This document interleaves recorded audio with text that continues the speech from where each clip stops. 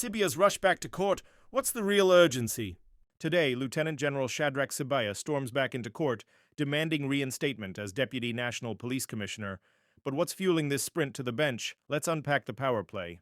In July, National Police Commissioner Masemola placed Lieutenant General Sibiya on special leave. Masemola accuses him of unlawfully disbanding the KwaZulu-Natal Political Killings Task Team, allegedly at the behest of Police Minister Senzo Mchunu, and to shield criminal syndicates. Sibiya denies every allegation, calling the suspension unlawful and procedurally flawed. Masemola's allegations are that Sibiya influenced disbandment of Political Killings Task Team and colluded with Minister to protect syndicates. Here's what Masemola laid out.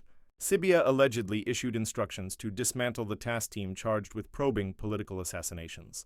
That move purportedly served political interests, protecting syndicates and appeasing the minister.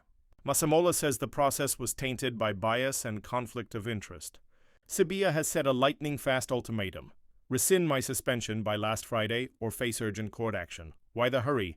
He remains on full pay and insists the reputation hit is unacceptable. Every day off the job costs him not cash but credibility. His attorneys argue Masemola never gave him a fair chance to respond before suspending him, so timing is everything to lock in procedural advantages. Social media users are split. Some mock his rush, others wonder if he's trying to bury evidence before the inquiry deepens. This isn't just about a badge, it's a test of SAPS's internal checks and balances. The case returns to the North Gauteng High Court this morning.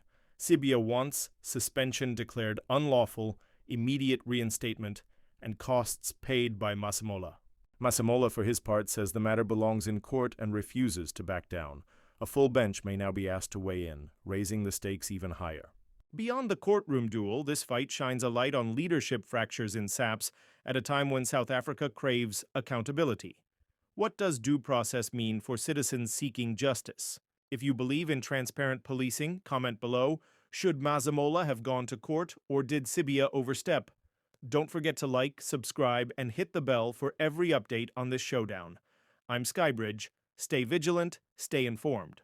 Here are some highlights from a Newsroom Africa reporter of what is happening today in the Pretoria High Court. That is what is contained in the founding affidavit that was filed by the Deputy National Police Commissioner for Crime Detection, that's Lieutenant General Shadrack Sibiya, who says that essentially he was placed on leave of absence and told to stay home on untested allegations, and also says these allegations were made by one individual. He also says that this process and investigation must unfold, but the forum in which it must do so would be the Commission of Inquiry that's been established by President Cyril Ramaphosa to probe these allegations of rot within the police service. Now, that's what is contained in the papers for the applicant in the matter.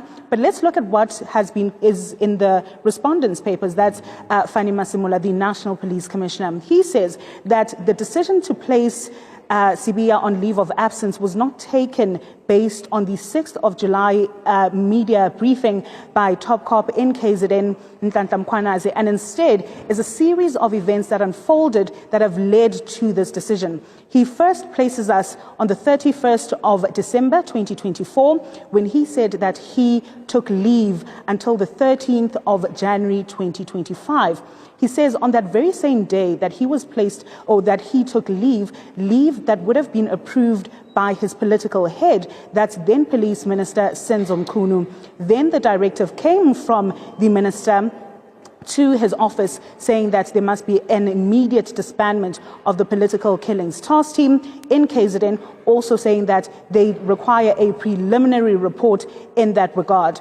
Now, what Masemola then says is that he initiated, or after acceding to this request or directive by the police minister, he then said that this must happen in a phased out approach and not the immediate cessation of the work of the police killings, political killings rather, task team in KZN. But despite this, he says that Sibiya continued and even emailed particular parties saying that this must take place within 7 days. And that's the basis upon which Masemola says he then placed his second in command on leave of absence. Of course, we are in the Palace of Justice, Michelle, where You remember there's a historical context to this building, but it's also where the full bench of the Gauteng High Court in Pretoria will be hearing this urgent application. But to give us more detail in terms of the legalities of the matter, I'm joined by legal analyst Benedict Phiri, who's just going to speak to us and who has kindly driven all the way in traffic from Johannesburg to just speak to us about this. Now, Mr. Phiri, of course, this is an urgent application, and there is a test for urgency within the legal context. Can you just explain that to us, please? Sure. Good morning, Zolega. Yes, so insofar as the test for urgency is concerned, Mr. Sibiya is going to have to show that he doesn't have substantive redress in due course if the matter is not heard today.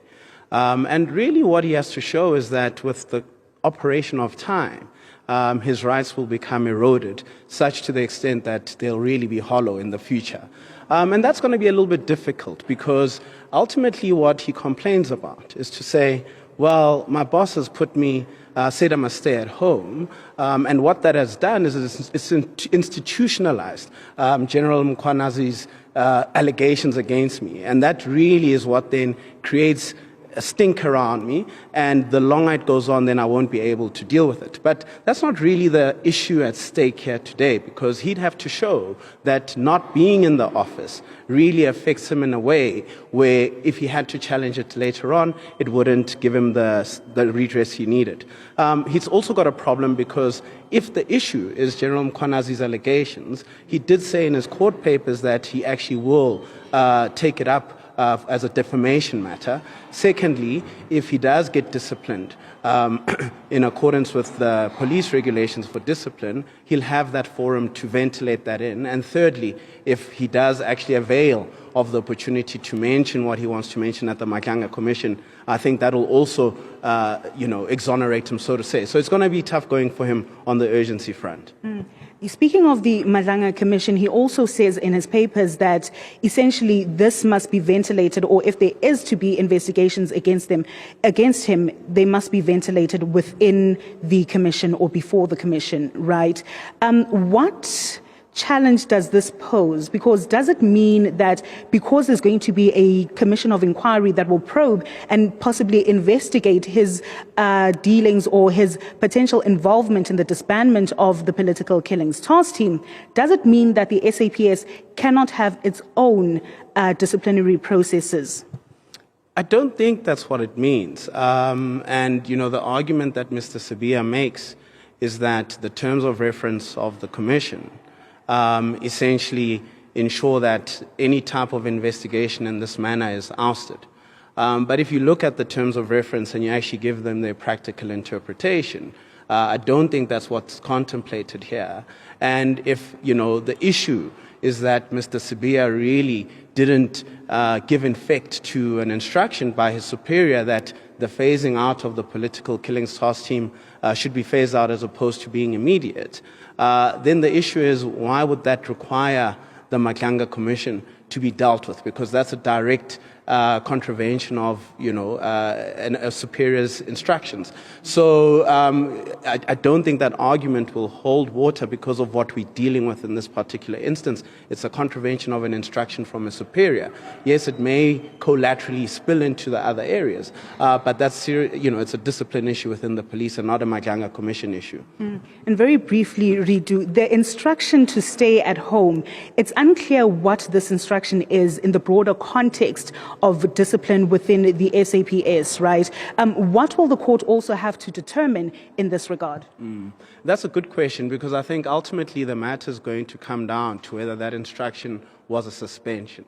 I think Mr. Sibiya is really saying that, as far as he understood it, he's suspended. And if he was suspended, then there's a specific process in terms of Regulation 8 that has to be followed.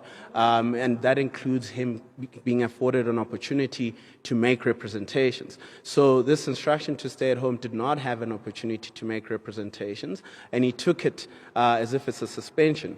But what the Commissioner has said, well, if it was a suspension, then he wouldn't have the ability to have his work devices. You know, it would have followed a completely different practical course. And all he's being asked to here is not attend the office, not necessarily to not have or undertake any of his duties pending a particular investigation.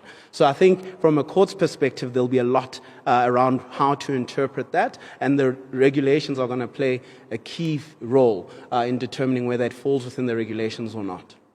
Thanks. That was Reinstatement Benedict Perry, who's a legal analyst, just unpacking what we can expect to take place and what the court will be seized with as a full bench of the Gauteng High Court in Pretoria.